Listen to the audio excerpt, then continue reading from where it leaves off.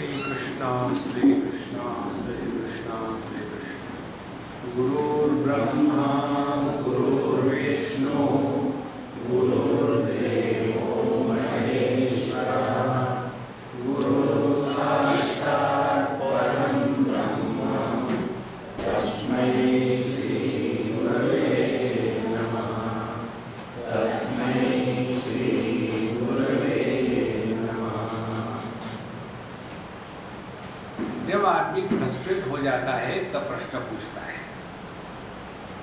धृतराष्ट्र जी frustrate हो गए थे कि सभी कुछ यदि भगवान है तो ये झमेला काहे को खड़ा कर दिया। भगवान शंकराचार्य इंट्रोडक्शन में लिखते हैं, एवं तावत् प्रमादाख्य अस्य ज्ञानस्य मृत्युत्वं प्रमादस्य स्वरूप अवस्थान लक्षणं च अमृतत्वं प्रमादं वै मृत्यु ब्रवीमि इत्यादि ने दर्शयित्वा। तो मृत्यु का पहले निर्णय ले लिया कि मृत्यु नाम की कोई एक वस्तु नहीं है शेर के जैसी कि आके खा जाए। मृत्यु यही है कि हम अपने ब्रह्म स्वरूप को, आनंद स्वरूप को विस्मृत हो गए, यही मृत्यु है। और इसीलिए इसके पश्चात फिर हम उस अज्ञान के द्वारा प्रभावित होकर के हम अपने को एक व्यक्तित्व मान लेते हैं। फिर उसके बाद काम क्रोध लोभ मोह ये सब अनर्थ हेतु शुरू हो जाते हैं। तो इस मृत्यु का किस प्रकार से नाश होगा ये विचार करके एवं मृत्यु जायमानं विदित्वा ज्ञानेन तिष्ठन् न बिभेति मृत्योः। जब ये समझ में आ गया कि मृत्यु माने अपने स्वरूप का अज्ञान, मृत्यु माने वही गलती को 50 बार रिपीट करना, मृत्यु माने काम क्रोध लोभ मोह के शिकार होकर के रहना, ये यदि हमने ठीक से समझ लिया है तो इस मृत्यु का परिहार करने की क्या रीति है, तरीका है क्या? कुछ बोले जरूर है। कहते हैं ज्ञानेन तिष्ठन् न बिभेति मृत्योः। जब हम अपने स्वरूप में निष्ठावान हो जाते हैं तो काम क्रोध लोभ मोह इसके द्वारा प्रभावित नहीं होंगे और इसके कारण अब मृत्यु का चक्कर ये नहीं। इस प्रकार इति आत्मज्ञानेन मृत्यु विनाशम दर्शयित्वा, इस प्रकार से आत्मज्ञान से ही मृत्यु से हम मुक्त हो सकते हैं। फिर प्रश्न आता है कि शास्त्रों में तो कहा है कि कर्म करने चाहिए, तो वहाँ बताया था एवं ही अविद्वान इत्यादि ना तेषाम् अविद्यावन् विषयत्वेन अपुरुषार्थत्वम् उक्त्वा। फिर ये कर्म किसके लिए है? ये अज्ञानी के लिए है, क्योंकि उसको कुछ ना कुछ चाहिए। देखो, यदि हमको कुछ भी नहीं चाहिए तो कुछ करने की जरूरत ही नहीं, पड़े हैं अजगर के जैसे। इसीलिए यह जो कर्म का चक्कर है, ये जब हमने अपने आप को अपूर्ण मान लिया, जगत को अपने से अन्य मान लिया, इन दोनों के प्रभाव से अंतःकरण में कामना उत्पन्न होती है और फिर हम कर्म में लग जाते हैं। लेकिन जिन्होंने एवं ही अविद्वान तेषाम् अविद्यावत्, उनको अविद्या के कारण ये कर्म में लगाते हैं। परम परमात्मा प्रयाति मार्गेण इति ज्ञान मार्गेण मोक्षोपदिष्टा। लेकिन जिसने अपने स्वरूप को परमात्मा रूप से पहचान लिया है उसके लिए यह ज्ञान का मार्ग है और यही अपने जीवन में अंतिम लक्ष्य है। अब ऐसी जब बात बताई, परम परात्मा, जीवात्मा और परमात्मा एक है, ऐसा जब बताया, अब ये बात अद्वैत की धृतराष्ट्र नहीं सह सके। देखो, जब आदमी को समझ में नहीं आता ना, आदमी कसिया जाता है, तो उसको बहुत गुस्सा आ गया और उसने फिर पूछा, धृतराष्ट्रोवाच कोसो नियुंक्ते तमजं पुराणं सचेदिदं सर्वनुक्रमेण किं वास्य कार्यम् अथवा सुखं च तन्मे विद्वन्तु हि सर्वं यथावत्। कहते हैं कि हे भगवान, यदि सर्वम अनुक्रमेण सचेत, वही परमात्मा ये संपूर्ण जगत बन गया। क्योंकि उपनिषद में आता है तस्मात् आत्मनः आकाश संभूतः आकाशाद वायु, तो उस परमात्मा से ही पंच महाभूत हो गए, उससे इंद्रिय हो गए, उससे देह बन गया, उसमें फिर देह बनने के बाद उसी परमात्मा ने प्रवेश किया और फिर वहाँ वो जीव भाव से रहने लग गया। तो ये सभी की सभी चीज़ें यदि परमात्मा ही है, तो ये जो अजन्मा पुराण पुरुष है, यह जो अजन्मा तत्व है, तम अजम पुराणम, यह अजन्मा तत्व जो पुराण पुरुष है, उनको कौन कहता है कि तुम दुनिया को निर्माण करो? खाली पीली निर्माण कर दिया, हमको परेशान कर दिया। किसने कहा उसको कि ये दुनिया का निर्माण करो? अच्छा, किम वा अस्य कार्यम, अब ये दुनिया को निर्माण करके उसको क्या मिला? समझो उस भगवान ने दुनिया नहीं बनाता तो कोई दुख होता क्या? देखो आदमी जब गुस्सा करते हैं ना तो ऐसे बैठे होते हैं। तो यही ऋषिकेश में गंगा जी की उस पार मुझे एक ने पूछा था कि हम बैठे थे, Swami ji why God created this world? जब ऐसा प्रश्न आता है ना तो उसकी नींव को आपको छूना पड़ता है। तो उसको पूछना है कि तुम्हारी पढ़ाई कैसी चल रही है? माने फेल हो गया। तो जब आदमी फ्रस्ट्रेट हो जाता है ना तो दुनिया के बारे में पूछता है कि दुनिया क्यों बनाई? तो हमने उसको कहा देखो मैं जो भी बताऊंगा ना वो मेरी कल्पना होगी और हर एक व्यक्ति अपने कल्पना के अनुसार ही बताएगा। भगत होगा तो कहेगा ये दो भगवान की लीला है, ज्ञानी होगा तो कहेगा कि ये जगत न निर्माण होते हुए भी निर्माण हुआ सा प्रतीत हो रहा है। समझ में आ गया? ज्ञान ऐसे ही है। और जो कर्म में फंसा है वो कहेगा कि नहीं ये तो जगत कर्म से निर्माण किया है। तो हम तीन लोग तीन प्रकार की कल्पना करके उसका उत्तर देंगे। फिर हमने उसको एक उदाहरण दिया। हमने कहा कि एक बार एक बच्चा यही रो रहा था और उस बच्चे को रोता देखा तो वहाँ तीन माताएं थी। जब लेडीज होती है तो तीन देवियाँ कहते हैं, जब जेंट्स होते हैं तो थ्री इडियट्स कहते हैं। तो ये तीन देवियाँ जो है इन्होंने वहाँ देख रहे थे बच्चों। तो हमने पूछा कि ये बच्चा क्यों रो रहा है? हमने पूछा तो प्रथम देवी उवाच, पहले देवी ने कहा बेचारे को भूख लग गई होगी इसीलिए रो रहा है। तो मैंने कहा कि आपके कितने बच्चे हैं? उन्हें 6। ठीक है बताया। फिर दूसरे को पूछा क्यों बच्चा रो रहा है? मुझे लगता है उसके पेट में दर्द हो रहा हो इसलिए रो रहा है। तो मैंने कहा आप पीडियाट्रिशियन है कि जेरियाट्रिशियन है? तो बोले नहीं मैं पीडियाट्रिशियन। ठीक है, डॉक्टर नहीं हो ना? डॉक्टर दर्द के सिवा किसी का चिंतन नहीं कर सकता। फिर तीसरी अम्मा उसको पूछा ये बच्चा क्यों रो रहा है? स्वामी जी अपने देश में हमें शांत हो जाओ। जो व्यक्ति किसी भी छोटी सी चीज को लेकर के नेशनल हो जाता है वो समाज सेवक है। तो हमने कहा देखो अब तीनों ने आपने कहा अब हमारे भाग्य से बच्चा यही है। उसको पूछते हैं बेटा तुम क्यों रो रहे हो? ऐसे ही टाइम पास करने के लिए।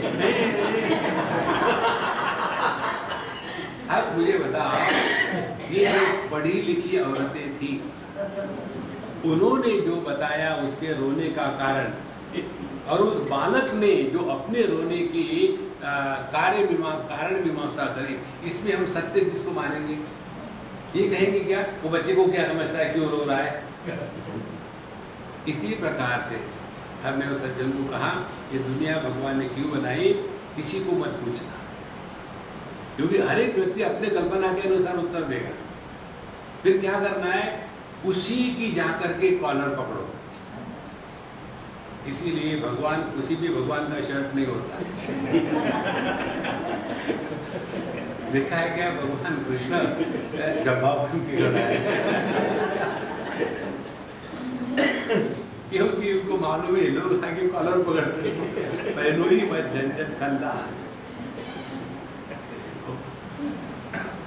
तो हम केवल कल्पना में ही रहते हैं और जब फ्रस्ट्रेट हो जाते हैं तो धृतराष्ट्र के जैसे प्रश्न पूछे जाते हैं कि यदि यही भगवान ही सब कुछ बना है तो इस भगवान को ये दुनिया बनाने के लिए किसने कहा था कि दुनिया बनाओ? खामोखाम बना के हमको परेशान कर दिया है। और देखो ना, यदि ये दुनिया नहीं बनाता तो किसका नुकसान होता, और यदि बनाया तो क्या फर्क पड़ा? मुझे इसके बारे में विद्वन् ब्रूहि सर्वम यथावत, बिल्कुल स्पष्टता से मुझे बताइए ताकि मैं समझ लूं। देखो, यदि स एव सत्यादि लक्षणः परमात्मा क्रमेण आकाशादि धरित्रं सृष्ट्वा तद अनुप्रविश्य अन्नमयात् आत्मना स्थितः संसरन्ति चेत् को असौ तं सत्यादि लक्षणम् अजं पुराणं पुरुषे पुराणं संसारे नियुक्ते प्रेरयति। तो किसने कहा उस भगवान को दुनिया निर्माण करो? और उसके पश्चात नाना योनिषु प्रवर्तमानस्य तूष्णीभूतस्य स्वे महिम्नि स्थितस्य संसार अनुप्रवेशे असुखम अनर्थ जातम वा किम भवति। अब वो यदि अपने आनंद में है तो उसको ये दुनिया में आने की क्या पड़ी थी? तो क्यों उसने ऐसा किया? इसीलिए भगवान मुझे सब का सब बताओ। तो भगवान सरल सुजात जी महाराज इस प्रश्न का उत्तर देते हैं। ये प्रश्न हम सबका है, ऐसा क्यों होता है या ऐसे ही होता है? इसीलिए अब उस उत्तर को ठीक से समझ लेना। सरल सुजात उवाच दोषो महानत्र विभेद योगे ह्यनादि योगेन भवन्ति नित्याः तथास्य नाधिक्यमुपैति किंचित् अनादि योगेन भवन्ति पुंसः। दोषो महान अत्र विभेद योगे। देखो, यदि एक ही परमात्मा सब कुछ बन गया, अनेक बन गया, तो एक में जो एक है उसको अनेक यदि हमने कहा तो यही दोष है। ये एक ऐसा एक है कि इसकी डिवीजन भी नहीं हो सकती और इसका मल्टीप्लिकेशन भी नहीं हो सकता, इसीलिए एकमेवाद्वितीय। तो ये जो एक परमात्मा है उसमें यदि विभेद योगे हमने ये कहा कि वही परमात्मा सब कुछ बन गया है, तो ये जो अनेकता परमात्मा में आई ये दोष होगा, क्योंकि परमात्मा एकमेवाद्वितीय है। फिर अनादि योगेन भवन्ति नित्याः, तो इसीलिए यह परमात्मा अपने माया, अनादि माया को कहते हैं। देखो,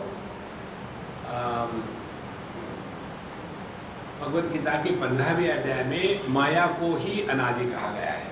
तो कहते हैं कि यह एक ही परमात्मा तत्व माया के कारण अनेक हो गया है। कैसे अनेक हो गया है? कि उसी ने अपने माया को धारण करके उसमें अनेकता की कल्पना करी है। इसको ऐसा समझो, पानी और पानी की जो शक्ति है, क्या ये पानी की शक्ति पानी से अलग होकर के रह सकती है? जैसे अग्नि की दाहिका शक्ति अग्नि से अलग होकर के नहीं रह सकती, उसी प्रकार से पानी की जो शक्ति है वो पानी से अलग होकर के नहीं रहती, इसीलिए पानी के साथ एक है। दूसरी बात, ये शक्ति पानी की ही होने के कारण पानी पर इसका कोई प्रभाव नहीं होगा। जैसे गन्ने को डायबिटीज नहीं होता, शुगर से अन्य को डायबिटीज होगा, गन्ने को कभी नहीं होगा, क्योंकि शुगर स्वीटनेस गन्ने का तो अपना ही है ना। तो दो बातें हो गई, गन्ना और उसकी मिठास। उसी प्रकार से अग्नि और उसकी दाहिका शक्ति, उसी प्रकार से पानी और उसकी शक्ति, तो ये इससे अलग नहीं रह सकती, इसलिए एक है। और जब तक कि ये शक्ति इसका जब तक के आह्वान नहीं होता तब तक के यह तत्व प्रकट नहीं होता। जैसे ये लकड़ी का टेबल है, इसमें अग्नि है, हम कहेंगे तो कोई मानेगा? अग्नि है तो दिखता क्यों नहीं, गर्म क्यों नहीं, ये तो ठंडा है। क्योंकि अग्नि अव्यक्त है। अग्नि व्यक्त कब होगा? जब उसकी दाहिका शक्ति का आह्वान किया जाएगा, तब वो अग्नि व्यक्त होगा। ये सिद्धांत को ठीक से समझ लेना। तो तत्व जब प्रकट होता है तभी उसको ग्रहण कर सकते हैं, प्रकट नहीं हुआ तो उसको ग्रहण नहीं कर सकते। देखो, एक बार हम अमेरिका में थे, हमको कहीं बुलाया था, बहुत बड़ा फंक्शन था। जो हमको ले गए वो तो हमको अच्छी तरह जानते थे, और वहाँ के जितने भी अंग्रेज थे, कम से कम हो गए 400-500 लोग हो गए, 90% अंग्रेज। तो जब हम गए तो बस जा कर के हम खड़े रहे। फिर हमने कहा हम बैठ सकते हैं क्या? If you want you can sit. तो हमें कुर्सी उठकर खोलकर बैठ गया। उसके बाद एक आया, दूसरा आया, तीसरा आया, फिर उन्होंने हमको बुलाया प्रवचन करने के लिए किसी विषय पर। और हमारा प्रवचन होने के पश्चात फिर वो सभी के सभी हमको छोड़ने को तैयार नहीं। अब क्या हो गया?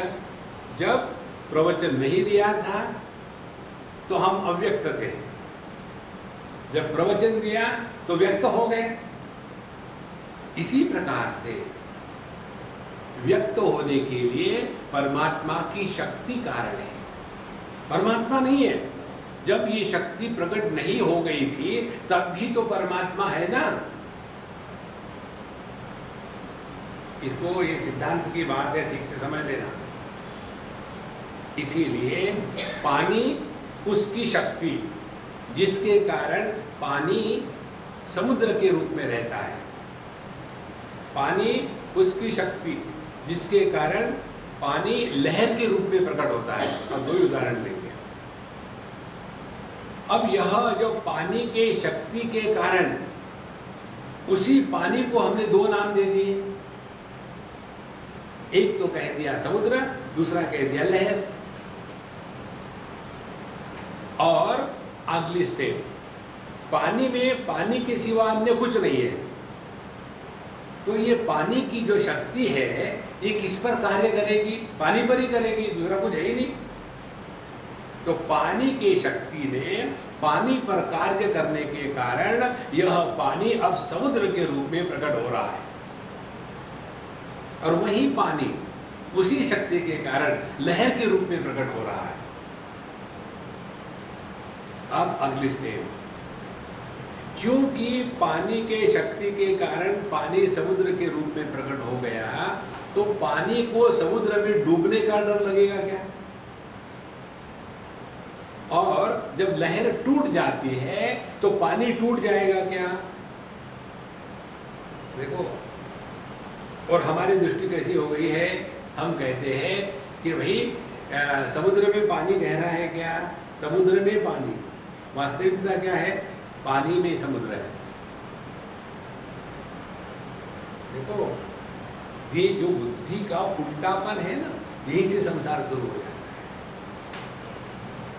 इसीलिए परमात्मा की जो अनंत शक्ति है, इस अनंत शक्ति के कारण परमात्मा प्रकट होता है, लेकिन इस प्राकट्य के कारण, समुद्र के कारण पानी समुद्र में डूबता नहीं, लहरों के कारण पानी कभी टूटता नहीं।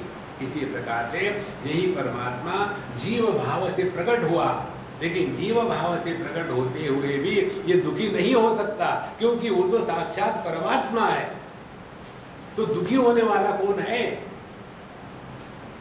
तब पता चलेगा दुखी होने वाला ये केवल औपाधिक है, वास्तविक नहीं है। जैसे आदमी वास्तविक है, उसके बाद वो पुत्र है, पिता है, पति है, और भांजा है, मामा है, ये सब औपाधिक है। और दुखी होने वाले ये लोग हैं, आदमी नहीं दुखी होता। तो क्या एक आदमी के अनेक बन गए? इसी प्रकार से एक ही परमात्मा नाम रूप की उपाधि को धारण करता है, तो उसको जगत कहते हैं। वही परमात्मा पंचकोशों की उपाधि का आधार है तो उसको जीव कहते हैं। वही परमात्मा जब माया को धारण करता है तब उसको ईश्वर कहते हैं। तो एक ही परमात्मा पर तीन उपाधियों के कारण जीव जगत ईश्वर, यह भेद माया निर्मित है, माया कल्पित है, उसके कारण यह एक परमात्मा तत्व अनेक नहीं बना। देखो महाराज, इसीलिए यहाँ कहते हैं, देखो अस्माभिः ब्रह्मणा नानात्वम् अभ्युपगम्यते अपितु जीवपरयोः भेदः उपगम्यते इति। यदि आपने कहा कि जीव और परमात्मा अलग अलग है तो इसमें बहुत ही गड़बड़ी होगी। कैसे?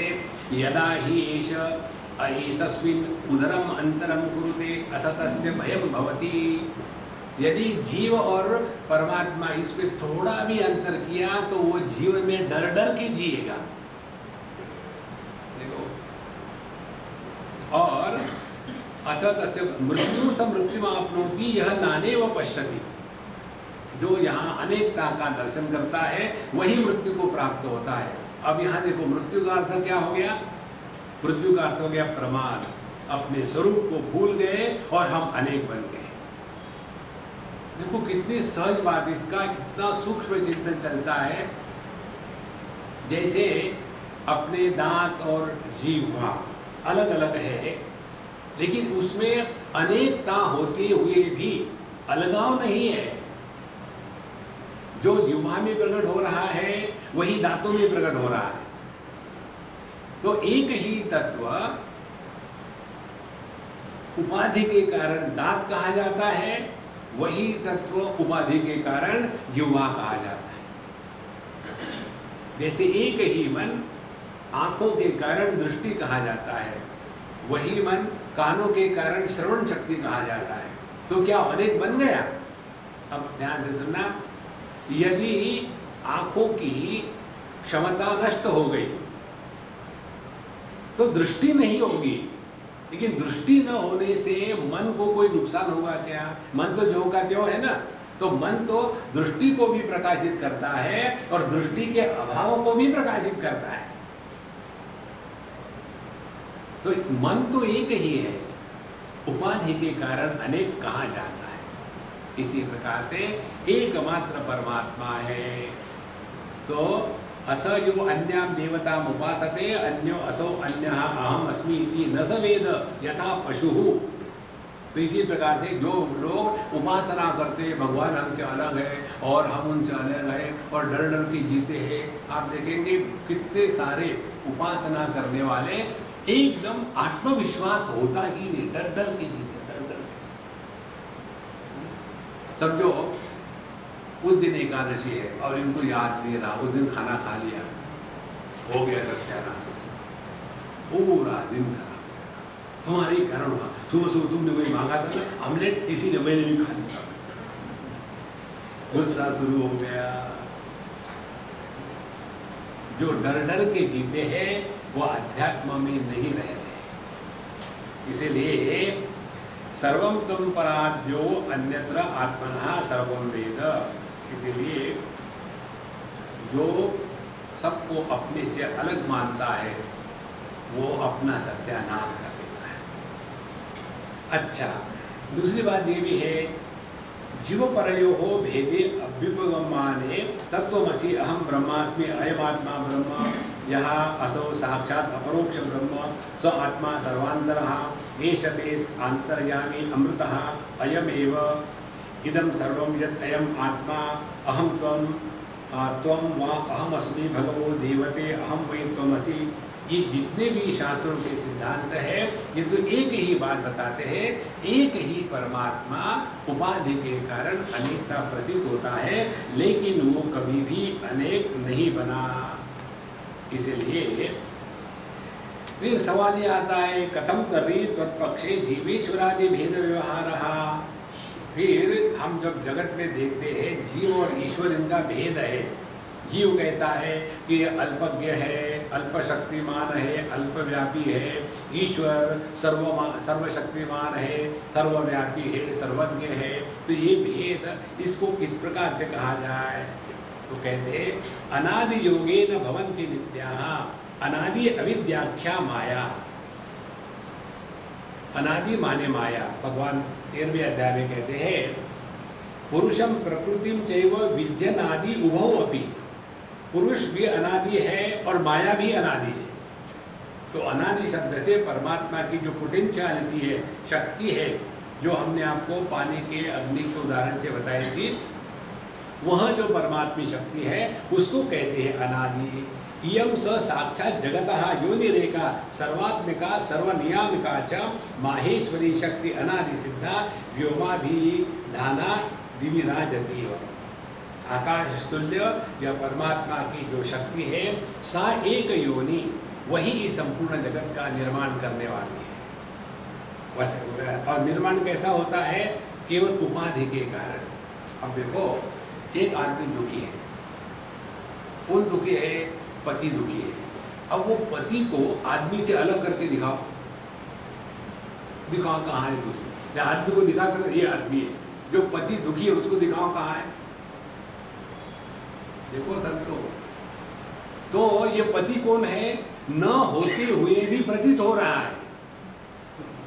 तो ये केवल कल्पना है, और कल्पना को हमने सच मान लिया, दुखी होने लग गए। देखो, इसीलिए कल्पना को कल्पना ही रहने दो, उसको सीरियस मत लेना लाइफ में।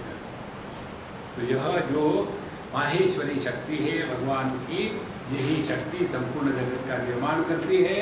और ये निर्माण कैसा है कि न होते हुए भी सब प्रतीत हो रहा है। इसीलिए जब हम कहते हैं समुद्र और लहरें, ये केवल शब्द मात्र है, क्योंकि हम जब समुद्र में कूदते हैं तो पानी में ही कूद रहे हैं, जब लहरों से खेल रहे हैं तो पानी से ही खेल रहे हैं। एक ही पानी को हमने ही दो नाम दे दिए, फिर एक नाम को बताया ये कारण है, समुद्र कारण है और लहरें कार्य है। इस प्रकार से कार्य कारण ये केवल वाचारंभणम विकारो नामधेयम, ये केवल वाणी का विलास मात्र है, उसका कोई भी तात्पर्य नहीं। तद योगेन अनादि माया योगेन भवन्ति जीवादयः नित्या। तो इस माया के कारण अनेक जीव प्रतीत होते हैं।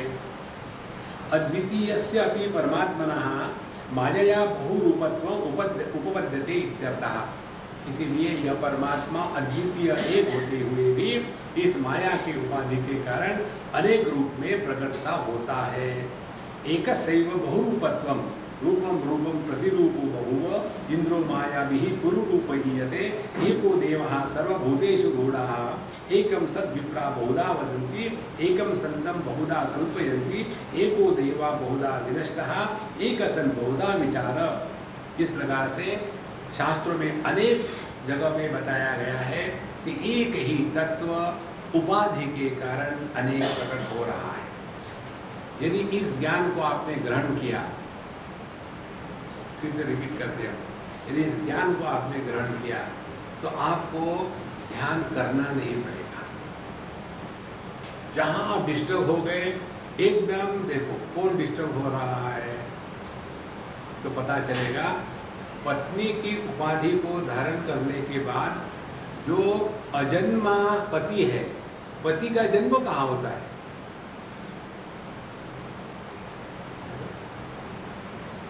एक बार पति पत्नी का झगड़ा हो रहा था। पत्नी बड़ी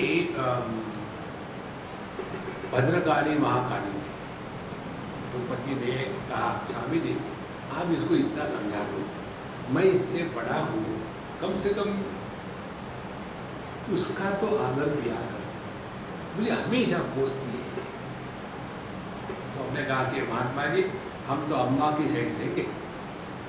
बोले मुझे पता है आप हमेशा उल्टा ही करते हैं। हमने कहा ऐसी बात नहीं, मुझे बताओ तुम दोनों की शादी साथ साथ हो गई कि आगे पीछे हो गई? साथ साथ हो गई ना। तो जितनी उम्र पत्नी की होती है उतनी ही उम्र पति की होती है। तो मैंने उनको पूछा आपकी कितनी वेडिंग एनिवर्सरी पूरी हो गई? बोले 16वीं। हमने कहा अभी आप टीनेज हो। और टीनेज लोग झगड़ा करते हैं। क्योंकि उम्र में कौन है? पति की उम्र 16 साल की, आदमी की नहीं। और दुखी होने वाला आदमी नहीं है, पति है। तो उपाधि योगे ना, इधर जितना आप ध्यान दोगे ना, बड़ा आनंद आता है। अन्यथा इस उपाधि के अजन्मा जीव को सत्य माना और उसी में दुखी हो जाते हैं। अजायमानो बहुधा विजायते, हालांकि जन्म नहीं हुआ है, फिर भी अनेक रूप से प्रकट होता है। जैसे एक एव ही भूतात्मा भूते भूते व्यवस्थितः एकदा बहुधा चैव दृश्यते जलचंद्रवत्। यदि आपके पास 10 बकेट हो और ऊपर से चंद्रमा का प्रतिबिंब पड़ा है 10 बकेटों में 10 प्रतिबिंब, उसके कारण क्या चंद्रमा 10 बन गया क्या? और उसका कोई चंद्रमा पर बोझा होगा? देखो, इसको बिल्कुल सूक्ष्मता से समझ लेना। मेरे सामने एक आदमी है, फिर 100 आदमी आ गए, तो एक आदमी को देखना हल्का लगता है, 100 आदमी को देखना बड़ा भारी हो जाता है। नहीं, कारण क्या है कि केवल प्रतिबिंब में हम उनको देखते हैं, प्रतिबिंब का अस्तित्व नहीं होता। दिखता जरूर है लेकिन होता नहीं। जैसे दर्पण के प्रतिबिंब में समझो अग्नि का प्रतिबिंब दर्पण में पड़ा, तो वो जो प्रतिबिंबित अग्नि है उसके द्वारा दर्पण जलेगा, लेकिन दिखता तो है ना। तो वो प्रतिबिंब की स्थिति क्या है? जो दिखते हुए भी नहीं है, वो प्रतिबिंब है। इसी प्रकार से एक ही परमात्मा देह रूपी बकेट में अंतःकरण रूपी पानी जो है उसमें प्रतिबिंबित हुआ है, और उस प्रतिबिंबित परमात्मा को कहते हैं चिदाभास। और यह चिदाभास अंतःकरण और परमात्मा तीनों को मिलाकर के जीव कहते हैं। इसमें से यदि अंतःकरण शांत हो गया गहरी नींद में, तो उसमें प्रतिबिंब नहीं पड़ेगा, जीव नहीं होगा, तो दुखी व्यक्तित्व नहीं है। लेकिन जागते समय भी परमात्मा है और सोता है तब भी परमात्मा है। तो यह परमात्मा तत्व हमेशा ज्यों का त्यों है, कहाँ अनेक हुआ है? देखो महाराज, इसीलिए आकाशमेकं यथा घटादिषु पृथक् भवेत् तथा आत्मा एकोऽपि अनेकश्च जलधारेषु अंशुमान् इव। जैसे एक ही सूर्य अनेक पात्रों में अनेक दिखता है, इसी प्रकार से एक ही परमात्मा अनेक उपाधि के कारण अनेक दिखता है। देखो, आकाश को हमको ग्रहण करना है, आकाश क्या है, तो बड़ा कठिन हो जाता है। लेकिन ये कहा कि देखो 1 BHK तुरंत समझ में आ जाता है। 10 बाय 10 की ड्राइंग रूम होगी, 6 बाय 3 की बेडरूम होगी और 1 बाय 1 का टॉयलेट होगा। तुरंत समझ में आ जाता है। लेकिन अनंत आकाश को ग्रहण करने का प्रयत्न करो, कुछ समझ में नहीं।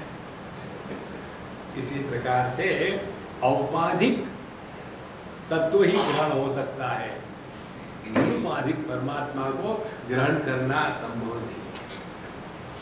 और यह जो औपाधिक है घटाकाश, इसको तो समझ सकते हैं। तो ये घटाकाश जो है, ये एक घट फूटने के बाद क्या घट से निकल करके महाकाश में जाता है? तो जब घट था उस समय में भी वो महाकाश ही था। इसी प्रकार से चाहे पत्नी रहे या न रहे, हम आदमी ही थे। देखो, सांस रहे ना रहे, हम वो ही थे, हमको कोई फर्क नहीं पड़ता। जहां हमने इस उपाधि का ऐसा तत्व ग्रहण कर लिया, उपाधि के कारण ही एक तत्व अनेकता में प्रतीत होता है। नित्य सर्वगतो यात्मा कूटस्थो दोषवर्जितः एक सन विद्यते शक्त्या मायया सर्वभावतः। तो जो एक है, नित्य है, कूटस्थ परमात्मा है, दोषवर्जित है, इसमें अनेकता का दोष नहीं है, वही केवल माया के शक्ति के कारण अनेक सा प्रतीत होता है। एकश्च सूर्यो बहुधा जलधारेषु दृश्यते आभाति परमात्मापि सर्वो उपादिषु संस्थितः ब्रह्म सर्व शरीरेषु बाह्ये च अभ्यंतरे स्थितम् आकाशमिव कुंभेषु बुद्धिगम्यो न चान्यथा। जैसे घटाकाश को देख करके हम आकाश की कल्पना समझ सकते हैं, इसी प्रकार से उसी परमात्मा को हम अपने हृदय में जब पहचानेंगे तभी जाकर के अनंत परमात्मा का दर्शन हो सकता है। परमात्मा को अनेक या अलग रख करके परमात्मा का दर्शन कभी नहीं होगा।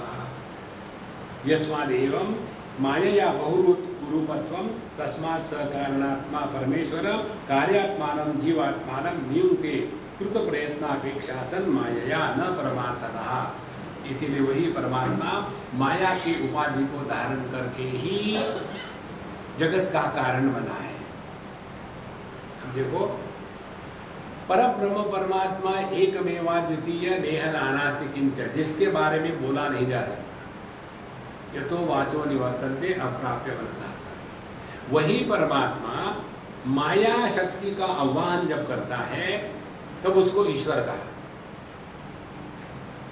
अब वही परमात्मा ये माया शक्ति अब अंकुरोन्मुख हो जाती है। अंकुरोन्मुख माने क्या? जैसे चना है सूखा, चबाओ तो दांत बाहर निकल आएंगे, इतना कठिन। उसको यदि 24 घंटे पानी में रखो तो धीरे धीरे फूलने लग जाता है और फिर उसमें से अंकुर होना शुरू हो जाता है। तो ये जो स्थिति है उसको कहते हैं माया की दूसरी अभिव्यक्ति, जिसको कहते हैं महत्तत्व। तो वही परमात्मा एकमेवा द्वितीय माया शक्ति का आह्वान किया तो उसको ईश्वर कहा। उसके बाद उसकी जो माया शक्ति है, ये माया शक्ति जब अंकुरोन्मुख हो गई उसको महत्तत्व कहा, और उसी परमात्मा को जिसको ईश्वर कहा था अब उसको कहते हैं हिरण्यगर्भ। अब ये जो माया शक्ति महत्तत्व बन गई थी, ये जब स्थूल रूप धारण करती है तब उसको विराट जगत कहते हैं, और फिर उस हिरण्यगर्भ को अब कहते हैं विराट पुरुष। और वही परमात्मा फिर ये विराट जगत से जो भिन्न भिन्न देह बनते हैं, उस देह में उसी परमात्मा को जो ईश्वर बना था माया के उपाधि के कारण, जो हिरण्यगर्भ बना था महत्तत्व की उपाधि के कारण, जो विराट पुरुष बना था स्थूल जगत की उपाधि के कारण, वही परमात्मा अब पंचकोशों की उपाधि के कारण जीव कहा जाता है। तो क्या वो परमात्मा अनेक हो गया? देखो महाराज,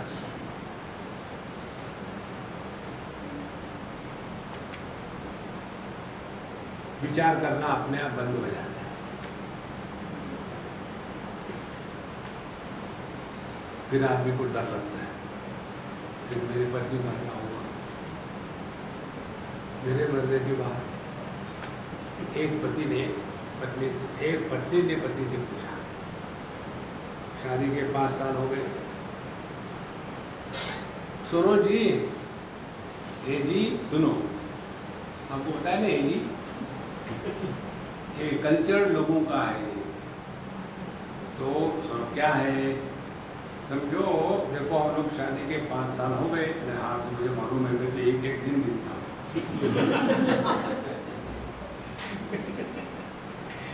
ये बताओ, यदि मैं मर गई तो मुझे ऐसा मत कहना मैं पागल हो जाऊंगा, बिल्कुल मत कहना ऐसा, ये विषय बंद कर डालो।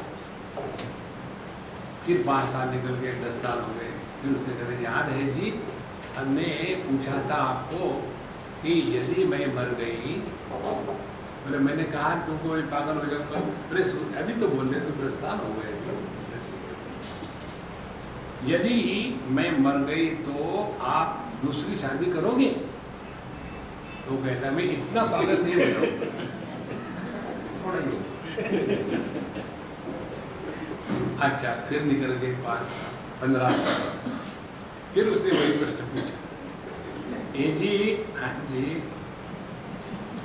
ये बताइए, आपने पिछले बार कहा था कि पागल हो जाओगे, लेकिन मैं असल में मर गई तो बोले पागल आदमी कुछ भी कर सकता है। शादी कर लेगा।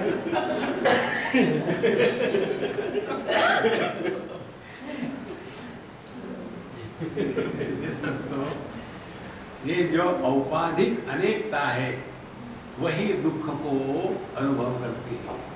जो अपना स्वरूप है वहाँ दुख है ही नहीं। इसीलिए हम ध्यान के लिए आपको वही बता रहे हैं, अत्यंत सावधान रहो। जहाँ थोड़े दुखी हो गए तुरंत देख लेना, कौन दुखी हो गया, अच्छा मैं अपने आप को बड़ा भगत समझता था और सबके सामने मेरी नाक कट गई, तो कौन दुखी हो गया, भगत। तो फिर क्या करो, गंगा जी में डालो और नॉर्मल बनो, नॉर्मल रहो, बनो नहीं। जहां हम कुछ विशेष बन जाते हैं वही दुख का कारण है, कुछ विशेष मत बनो। इसीलिए यह एक ही परमात्मा संसरति संसारम याति तथा च उक्तम न जायते न म्रियते न बद्धो न च घातकः न बद्धो बंधकारी वा न मुक्तो न च मोक्षतः पुरुष परमात्मा तु यत् ततो अन्यत् सच्चतत्। इसलिए यह तत्व ना तो इसका निर्माण हुआ है, ना तो ये मरता है, ना तो इसका नाश होता है, ना किसी को ये मारने को लगाता है, ना बंधन में डालता है, ना स्वयं बंधन में होता है, ना तो कभी इसकी मुक्ति हो गई, ना ये किसी को मोक्ष देता है। देखो, मोक्ष तो तब दे सके कोई हो तब ना। जीव नाम की वस्तु यदि होगी तो उसको मोक्ष मिलेगा। अब जीव नाम की वस्तु है ही नहीं, परमात्मा ही है। देखो, जो मूल हमारा जो गलत अप्रोच है ना वो यही है, जीव को हम परमात्मा से अलग करके समझते हैं। इसको ऐसा समझो, आपको आपके दर्पण में पड़े हुए प्रतिबिंब का वर्णन करना हो कि प्रतिबिंब क्या है, तो कैसा क्या क्या कहोगे आप? तो आपको कहना पड़ेगा, एक तो प्रतिबिंब है, दूसरा दर्पण है और तीसरा हमारा मुख कमल है जो उस दर्पण में प्रतिबिंबित हो रहा है। ये तीनों को मिला करके बनता है प्रतिबिंब। अब ये तीनों में एक को देखो, क्या वो दर्पण में जो प्रतिबिंब है उसकी अपनी स्वतंत्र सत्ता है क्या? नहीं। यदि दर्पण निकाला जाए, अलग कर लिया जाए, तो उस दर्पण में जो पड़ा हुआ प्रतिबिंब है वो दर्पण के साथ चला जाता है क्या? नहीं, क्योंकि प्रतिबिंब नाम की कोई वस्तु नहीं है। It is merely an appearance.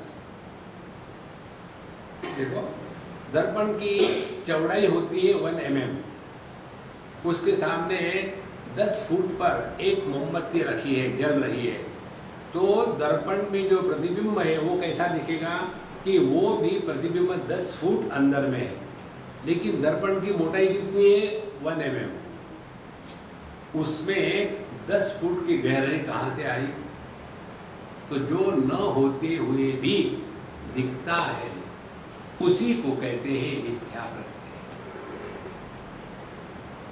देखो संतो, इसलिए ना तो ये जो दर्पण में प्रतिबिंब है उसको मोक्ष करना है। फिर क्या करेंगे? और दर्पण में जो प्रतिबिंब है उसको दर्पण पर पहले गंगा जल से नहलाओ, फिर दूध से नहलाओ, फिर गंगा जल से नहलाओ, फिर शहद से नहलाओ, फिर पानी से नहलाओ, फिर वहाँ गन्ने के रस से नहलाओ। मैंने इतनी मेहनत करी लेकिन वो प्रतिबिंब टेढ़ा का टेढ़ा ही है, क्या करूँ? वो दर्पण टेढ़ा है। अच्छा, दर्पण टेढ़ा है, मैंने सोचा नला धुला करके ठीक कर देता। जीव को कोई भी सुधार नहीं सकता, कारण वो है ही नहीं। देखो, विचार ही नहीं कर पाओगे। अब जब ये समझ लिया कि पति एक कल्पना है, वास्तविकता नहीं है, तो जैसे स्टेज पर जो एक्टर होता है वो वास्तविक छत्रपति शिवाजी थोड़ी होता है, कल्पना है। जो सिंपल पति नहीं बन सका, छत्रपति कहाँ बनेगा?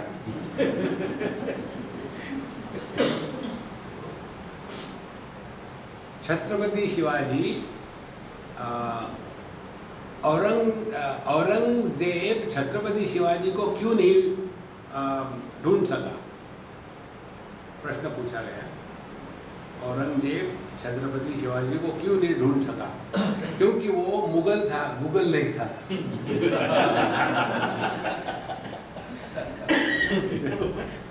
जबरदस्त है। गूगल होता तो ढूंढ लेता, गूगल नहीं ढूंढ सकता। नारायण। किंच माया निमित्ते भेद अभ्युपगमाने अस्य परमात्मनः कार्यकारणात्मना अवस्थितस्य अपि अधिक्यं स्वरूपाधिक्यं न अपैति किंचिदपि।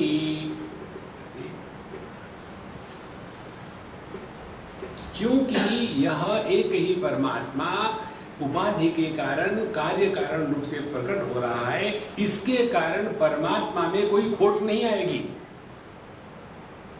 देखो कि अवस्थितस्य न अपैति, उपैति नहीं अपैति है, वहां कोई भी फर्क नहीं पड़ेगा।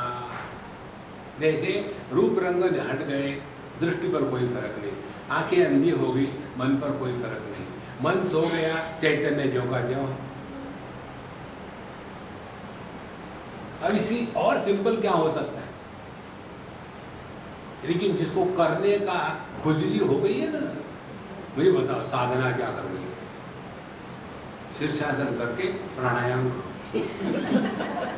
क्या होता है?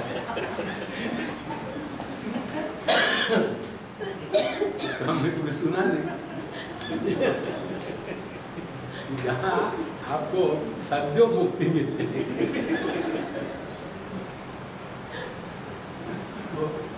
करने का रोग इतना भयानक है, ये इसलिए है कि हम सीखते नहीं अपने अनुभूतियों से।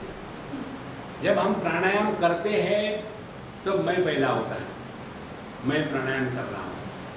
आप कितने भी जबरदस्त योगी हो, कब तक करोगे प्राणायाम?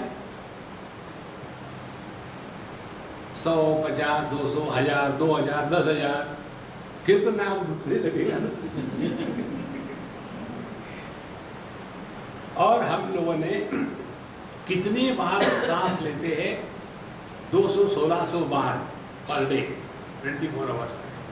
तो कभी कोई थकता है क्या कि मैं सांस लेके थक गया अब नहीं लूंगा? प्राणायाम करो 10-25 बार, थक जाता है, क्योंकि जहां मैं पैदा होता है वहां संसार है, वहां थकावट है, वहां कष्ट है। यही सिद्धांत है हमारा।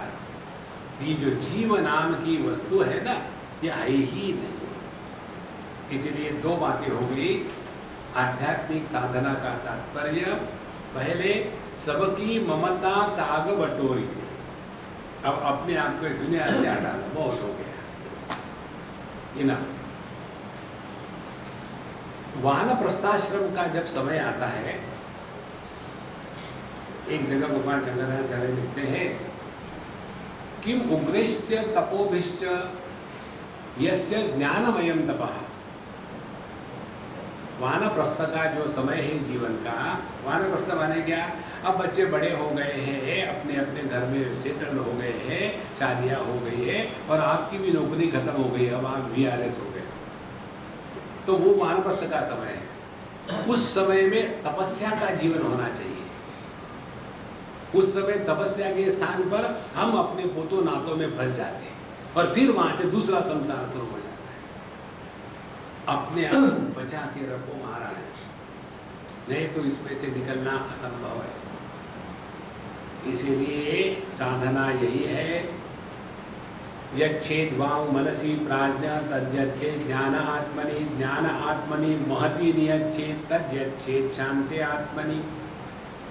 पहले दुनिया से हटो, मन में आ जाओ, मन से हटो, बुद्धि में आ जाओ, अपने बुद्धि को परमात्मा की बुद्धि में मिला दो और वहाँ से प्रकृति में जाने के स्थान पर बाईपास लेकर के परमात्मा में पहुँच जाओ। ये साधना है, ये तो प्रकृति में ही फंसे रहेंगे। इसलिए माया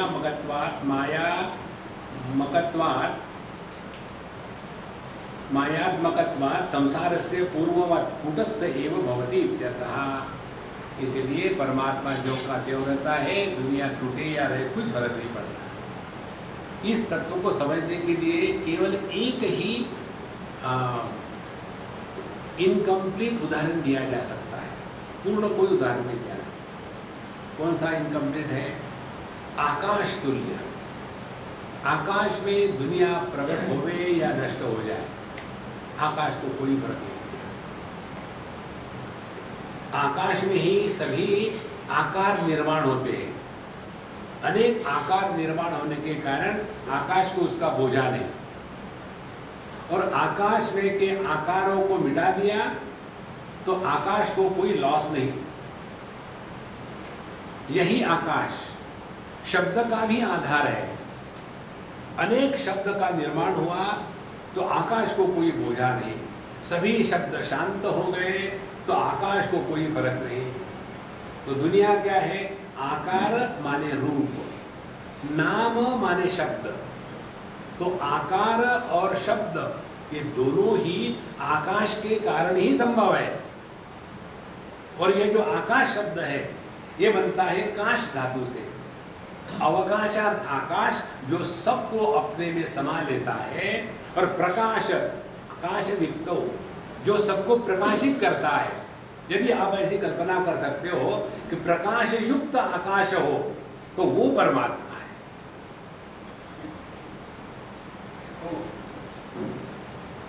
इसमें सब कुछ आ जाता है, किसी का तिरस्कार नहीं। विजानन विद्वान भवते नातिवादी।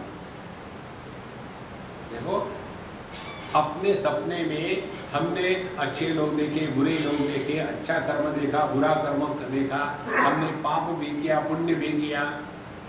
तो ये सब होने के पश्चात भी जब हम जग जाते तो ये प्रयत्न करेंगे क्या कि वो सपने में का जो पापी था ना उसको हटा दो, वहाँ वो सपना अच्छा था जिसमें मैं महात्मा बना था, वो सपना बड़ा खराब था, मैं जिसमें एकदम डकैत बना था। दोनों को हम स्वीकार करते हैं, क्योंकि सबका सब वो मन ही तो बना था। भोक्ता, भोग और भोग्य, यही एक मन बना है। इसी प्रकार से यही एक तत्व सब कुछ माया के कारण अनेक सा दिखता है। सो मायात्मकत्वात् संसारस्य, तो यह संसार केवल माया का कार्य है।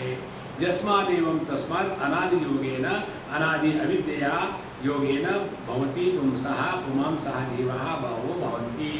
और इसीलिए इस माया के उपाधि के कारण ही एक ही परमात्मा मानो अनेक बन गया है।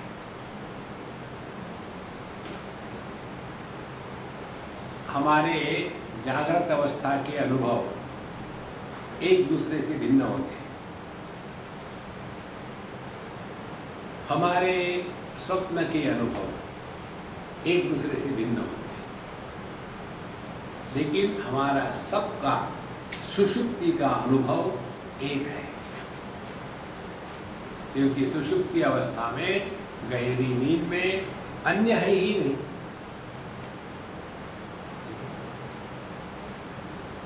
तो जैसे एक ही समुद्र से सभी लहरें बाहर आती है फिर समुद्र में चली जाती है, इसी प्रकार से एक ही आनंदमय कोश से यह संपूर्ण जगत प्रकट होता है। तो जिसको जीव के संदर्भ में आनंदमय कोश कहते हैं, उसको सृष्टि के संदर्भ में ईश्वर कहते हैं। ईश्वर आनंदमय है, ईश्वर आनंद है ऐसा कहो, और जीव आनंदमय कोश में रहता है, क्योंकि ईश्वर का आनंद अखंड है, लेकिन जीव का आनंद परिस्थिति विशेष पे होगा। तो परिस्थिति विशेष नहीं होगी तो उसका आनंद टूट गया। इस प्रकार से ये दुनिया क्यों निर्माण करी, क्यों उसने ये पड़ी थी, वो नहीं निर्माण करा तो क्या उसका बिगड़ता। ये दुनिया न होते हुए प्रतीत हो रही है। इसीलिए आज सुबह के मेडिटेशन में यही विचार आया था। दो बातें हैं, जगत को जब तक के मिथ्यात्व रूप से स्वीकार नहीं करेंगे और जब तक हम अत्यंत सावधानी से नहीं जिएंगे तब तक के ध्यान अभ्यास हो ही नहीं रहा है। अथवा पुंस पुरुषस्य परमात्मनः या माया अनादि शुद्धा तद्योगेन बहवः भवन्ति। इसीलिए एक ही अपूर्ण पुरुष माया के कारण, उपाधि के कारण अनेक सा प्रतीत होता है। जैसे अनेक बल्ब है तो उसमें एक ही बिजली अनेक रूप से प्रकट हो रही है। ध्यान से सुनना, बल्ब अनेक है लेकिन प्रकाश एक ही है, प्रकाश अनेक नहीं है। देखो, हम सभी के आंखों में ही दृष्टि है, किसी के कान में नहीं दृष्टि, क्योंकि हम सभी के सभी एक ही तत्व है, अलग नहीं है।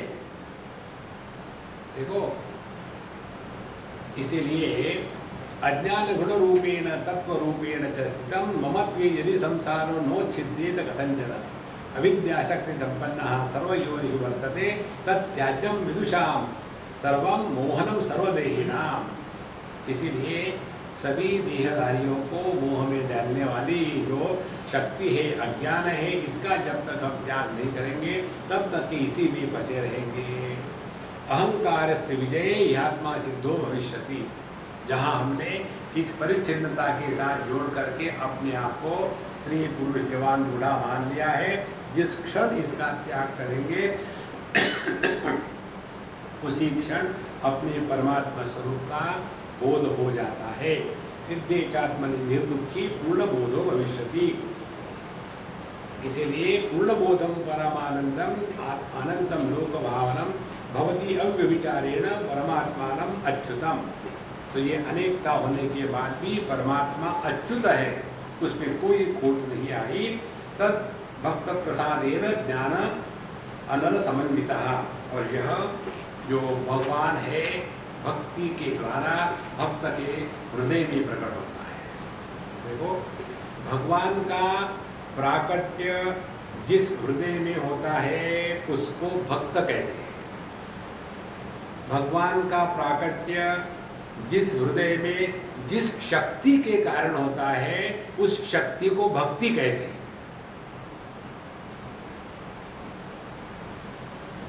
इसीलिए राधा जी का भगवान कृष्ण के साथ विवाह नहीं हुआ। अलग होती तो विवाह होता ना। अग्नि का दाहिका शक्ति के साथ विवाह हो सकता है क्या? विवाह होने के लिए अलग अलग चाहिए ना, तब तो होगा विवाह। यही तत्व है, इसको ठीक से समझ ले।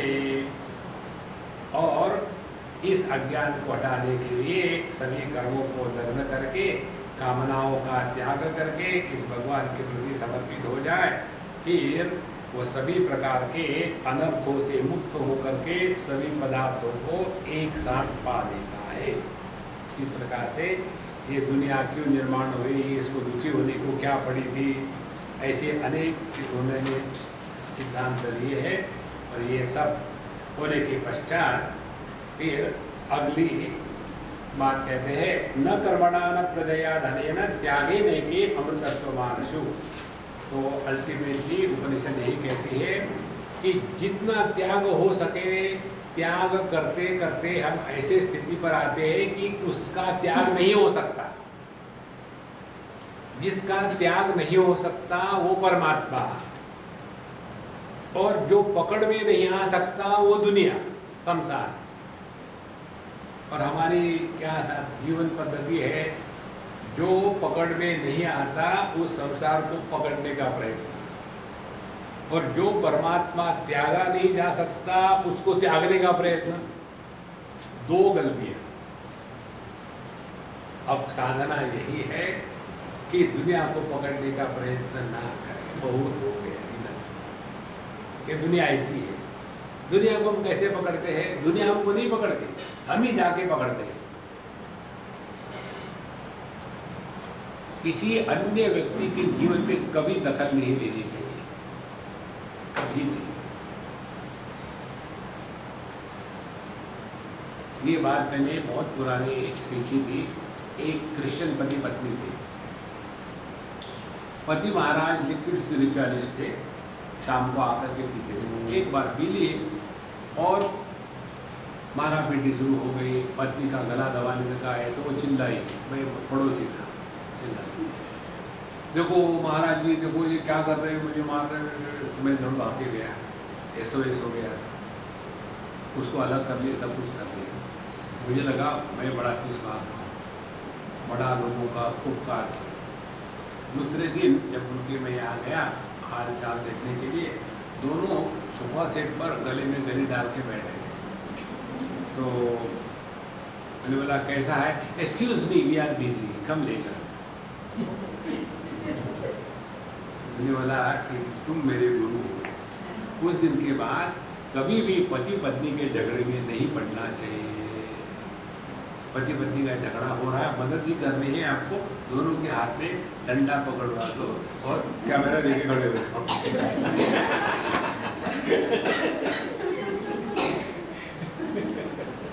दुनिया के चक्कर में मत पड़ना कभी, ये दुनिया ऐसी ही है। अपने आप को बचा के रखो। इसलिए वेदान पठत्वं विधिवत्व्रतानि कृत्वा विवाहं च मखैर्यजध्वम् उत्पाद्य पुत्रान् वयसो विरामे देहं त्यजं नियतास्तपोनि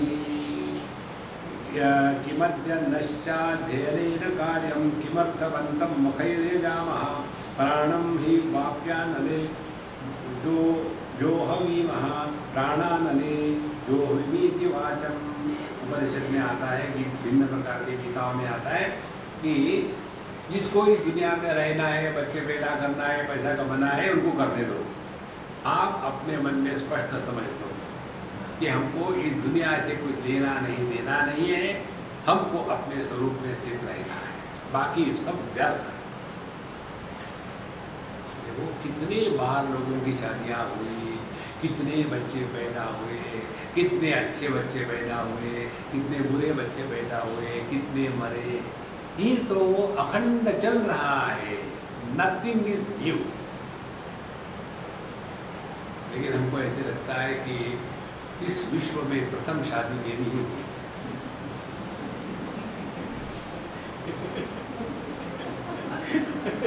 कितनी हो गई खास बात।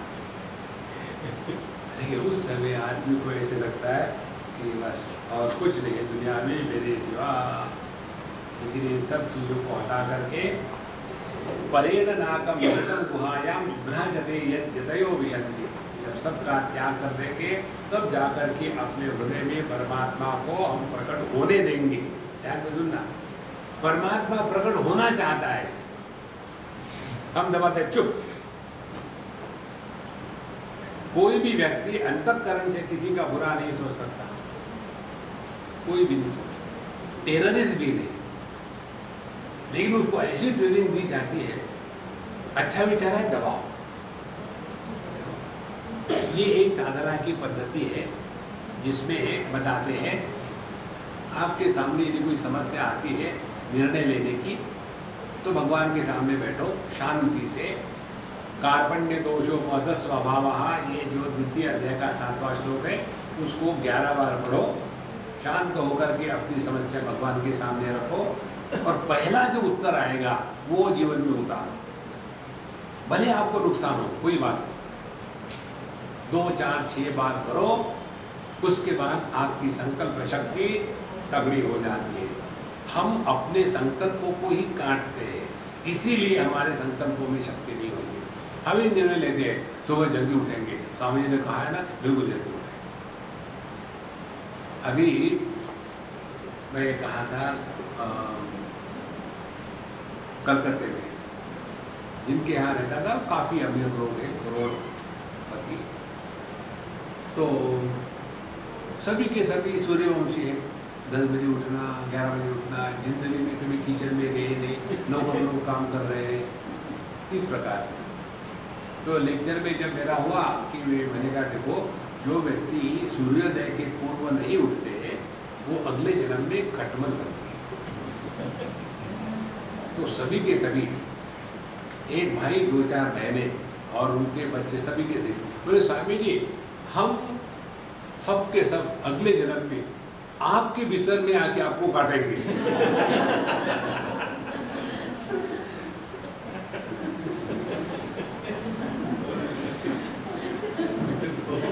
लेकिन बदलेंगे नहीं।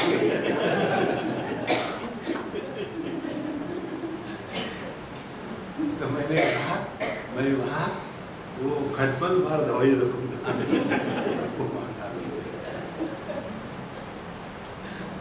वेदांत विज्ञान सुनिश्चितार्था संन्यास योगाचितयः ते ब्रह्मलोकेषु परान्तकाले परामृतात् परिमुच्यन्ति सर्वे। वेदांत विज्ञान सुनिश्चितार्था, हमने अपने आप का निर्णय कि हम कौन है वेदांत शास्त्र के अनुसार निश्चय किया है।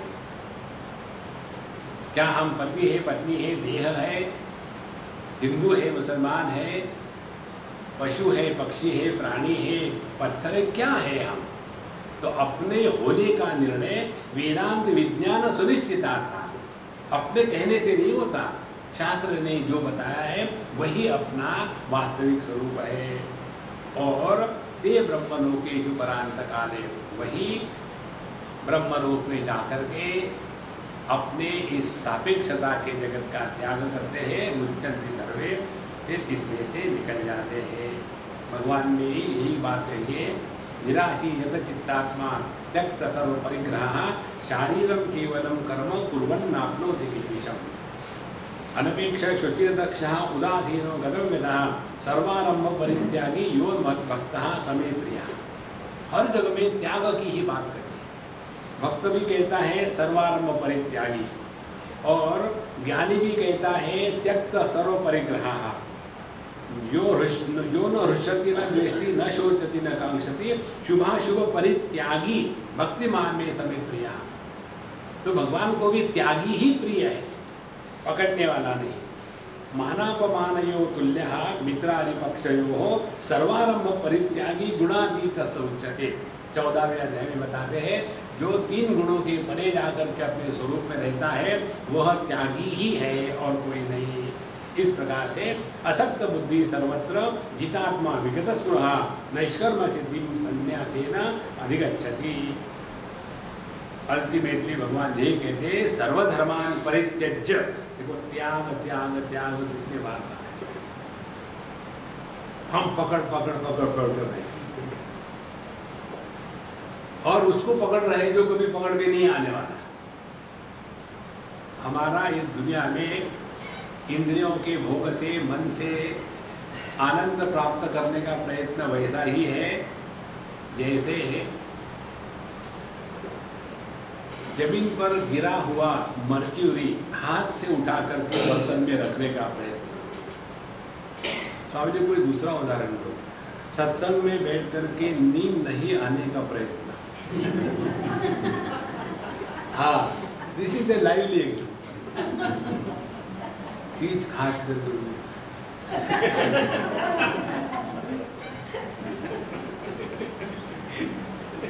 ये आपका दोष नहीं है, ये धर्मशाले का दोष है। असल में नाश्ता करना ही नहीं चाहिए, फिर तो हम लेट जाएंगे।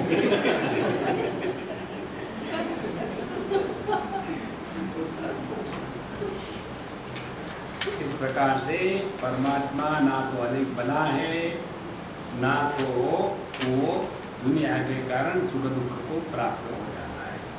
इस प्रकार से माया के ही योग से एक ही परमात्मा अनेक मानव जीव का रूप धारण कर लेता है, लेकिन वैसा नहीं है। वही परमात्मा जो जीव बना वही जगत बन जाता है।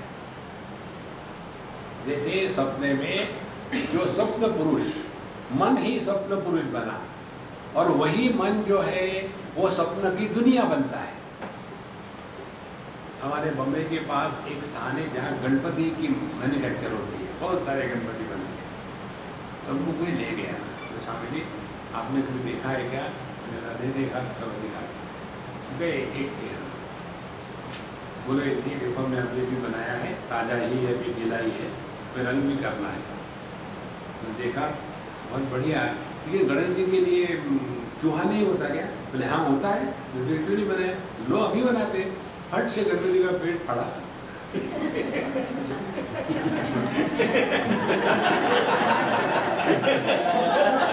तो हो गई।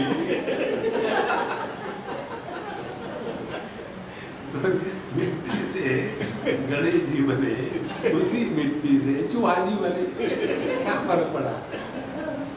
ये गणेश जी की पूजा होगी, चूहे की नहीं होगी। इसी प्रकार से जो इस दुनिया में जीव के रूप में प्रकट हो रहा है, वही इस दुनिया के रूप में प्रकट हो रहा है। इसीलिए परमात्मा की अनुभूति जब तक आत्म रूप से नहीं होती, तब तक की दुनिया में भगवान का दर्शन नहीं हो सकता। पहले अपने को पहचानो, और अपने को पहचानने के लिए अपने आप को दुनिया से हटा लेना है। Don't get involve with anything और एनीबडी इन दिस वर्ल्ड, नहीं तो संसार शुरू हो जाएगा। मनुष्य क्यों इन्वॉल्व होना चाहता है? To make his presence felt. इसको आप जरा सूक्ष्मता से देखो। 2-4 लोग बात कर रहे हैं, आप जाके वहां बैठो, कोई बता रहा है देखो इस जगह तो गंगा जी में अच्छा पानी है, पिछले बार जब हम आए थे ना बिल्कुल ही पानी कम था, और जब हम सोच रहे थे कि नहाने के लिए जाए तो वहाँ मगरमच्छ निकला। अच्छा हो गया हम नहीं गए, लेकिन मगरमच्छ को बुरा लगा। अब उसने कह दिया कहानी खत्म, दूसरा कहेगा ये तो कुछ भी नहीं। देखो जब मैं नर्मदा जी में गया था, जैसे पानी में कूदा, वहां से मगरमच्छ आ गए और सब इकट्ठा होकर के प्रार्थना करने लगे, ओम ब्रह्मार्पणम ब्रह्म। और फिर मैंने नर्मदा मैया को बुलाया कि मैया तुम ही मुझे बचाओ। तो जैसे वो मगरमच्छ खाने के लिए आए, वहां नर्मदा मैया प्रकट हो गई। दूसरा बताता है, फिर आप बैठ, मैं क्या बताऊं, मैं क्या बताऊं। फिर वो सोचता है कुछ न कुछ कहानी बता। एक बार मैं ऐसे ही बैठा था और मुझे आकर के पीछे से किसी ने गला पकड़ लिया हो, ऐसे लगा। मुझे लगा कि कोई भूतनी आ गई। तो फिर मैंने तुरंत अपने मोबाइल फ़ोन पर हनुमान चालीसा डाउनलोड किया। फिर क्या हो गया, भूत पिशाच महावीर जब नाम। ये क्यों कहा? इसलिए कि पार्टिसिपेट करना है, कोई जरूरी है क्या?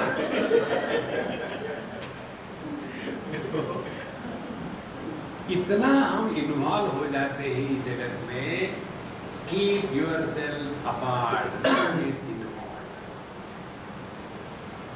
और जब इन्वॉल्व हो जाते फिर जितना ज़्यादा बोलो उतनी ज़्यादा गलतियाँ, जितने कम बोलो उतनी कम गलतियाँ। बोलो ही मत तो गलती नहीं। देखो हम यदि मौन रहे तो लोग हमको बेवकूफ़ कहेंगे, लेकिन बोलना शुरू कर दिए तो उनको प्रूफ मिलेगा।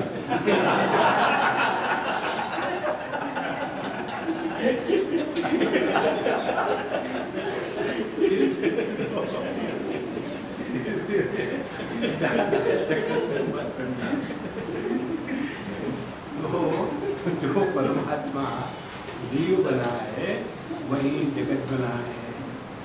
इसमें क्या डिस्कस करना है?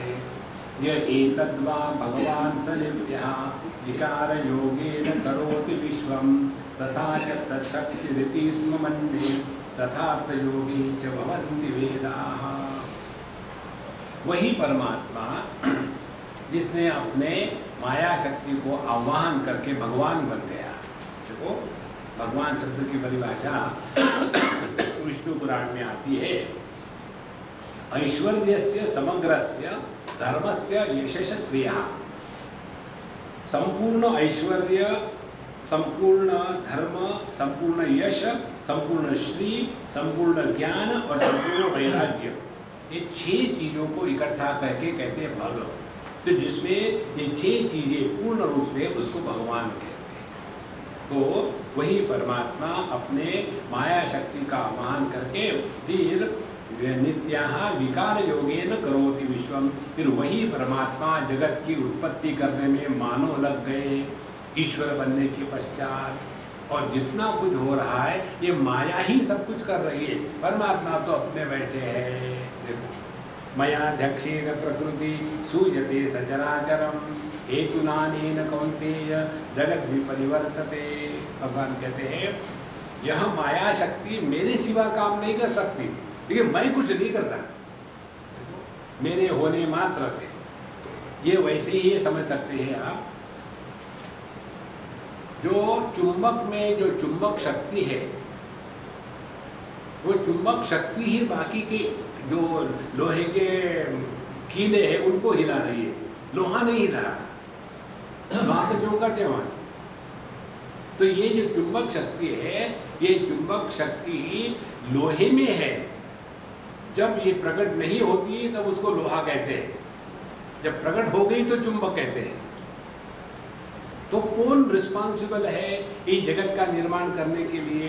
परमात्मा नहीं, परमात्मा ने अपने माया शक्ति का आह्वान करके जो ऐश्वर्य प्रकट किया है ईश्वर के रूप में, वह ईश्वर का रूप होना माने चुंबक बन जाना। और ये चुंबक बनने के पश्चात यह जो चुंबकीय शक्ति है, ये जो माया की शक्ति है, वो जगत भी परिवर्तते इस जगत का संचालन कर रही है। इसमें परमात्मा को ना कुछ लेना है ना कुछ देना है, इसीलिए वही सब व्यापार कर रही है। और इसके लिए भवन्ति वेदाः, इसके लिए प्रमाण क्या है? तो हमारे वेद शास्त्र है। यह एतद्वा परमार्थभूतः भगवान ऐश्वर्यादि संबंधितः परमेश्वरः नित्यः स विकार योगेन ईक्षणादि पूर्वं विश्वं करोति इति तत्सर्वं तत्शक्ति एव आत्मशक्ति माया न करोति न परमात्मा अपूर्वादि लक्षण स्म मन्ये। वह परमात्मा अपना कुछ नहीं कर रही है, माया शक्ति सब कार्य कर रही है। और इसीलिए यह जो परमात्मा है ये जगत निर्माण नहीं करता, परमात्मा की जो माया शक्ति है वो निर्माण करता। और ये निर्माण कैसा है? ये निर्माण ऐसा है, निर्माण न होते हुए भी निर्माण है। It is the creation without creation. ये कैसा है? जैसा हम जब दर्पण के सामने खड़े रहते हैं तो हमारा प्रतिबिंब दर्पण के अंदर में, तो हमारा चेहरा दर्पण के अंदर में कैसा गया? It is an entry without entrance. दिखता तो दर्पण के अंदर में ही है ना, लेकिन गया है क्या? तो जो एंट्रेंस हुआ है विदाउट एंट्री, इसी प्रकार से परमात्मा ये पंचकोशों के देह को बना करके उसमें प्रवेश करता है और फिर वो जीव वहाँ इस जगत में सुख दुख का अनुभव करने लग जाता है। इस प्रकार से यह एक ही परमात्मा इंद्रः मायावी गुरुरूप ईयते, वही माइनम तु महेश्वरम, वही परमात्मा अपने माया के द्वारा इस जगत का निर्माण करता है। देवात्म शक्तिम सगुणेर निपुणाम, ये सब के सब मंत्र श्वेताश्वतरोपनिषद के हैं। भगवान कहते गीता में दैवी हेषा गुणमयी मम माया दुर्त्यया मामेव ये प्रपद्यन्ते मायामेतां तरन्ति ते। भगवान की जो माया शक्ति है दुरत्यया, इसके चक्कर में मत पड़ना, बड़ा कठिन है। फिर क्या करना? मामेव ये प्रपद्यन्ते, भगवान को पकड़ के रखो, भगवान की माया शक्ति आपको परेशान नहीं करे।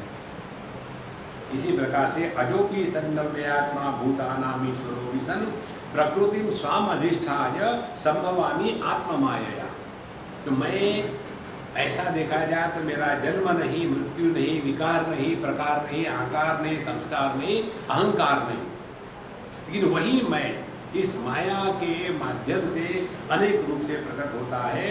और फिर मयाध्यक्षेण प्रकृति सूयते चराचरम, मेरे ही अध्यक्षता में यह प्रकृति माया शक्ति दुनिया का निर्माण करती है।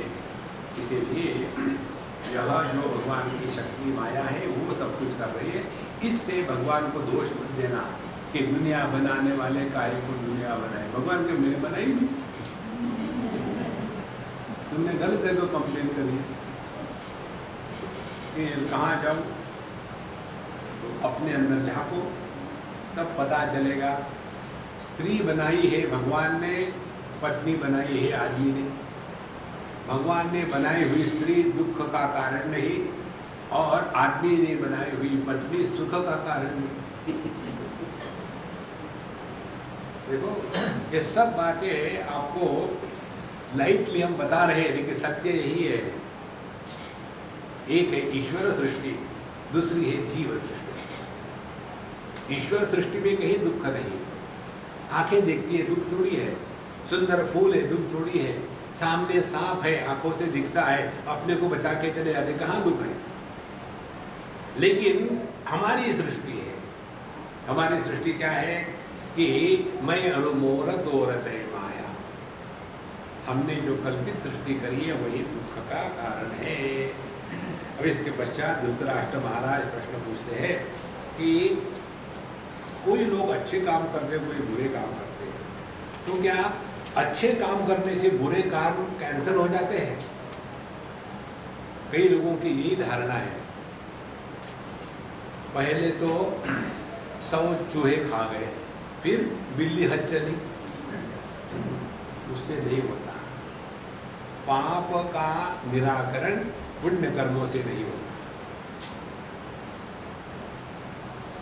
माने हमने समझो इतने रुपए का करप्शन किया, 10% भगवान को दिया तो भगवान उसको भी दे देंगे, लेकिन वो 90% का जो पाप है वो तुमको भुगतना पड़ेगा। इसका कोई उपाय नहीं, बिल्कुल उपाय नहीं। ऐसा नहीं, कुछ तो जरूर होगा। अगले एपिसोड में देखेंगे। ओम पूर्णमदः पूर्णमिदं पूर्णात् पूर्णमुदच्यते पूर्णस्य पूर्णमादाय पूर्णमेवावशिष्यते। ओम शांति शांति शांति। हरि ओम।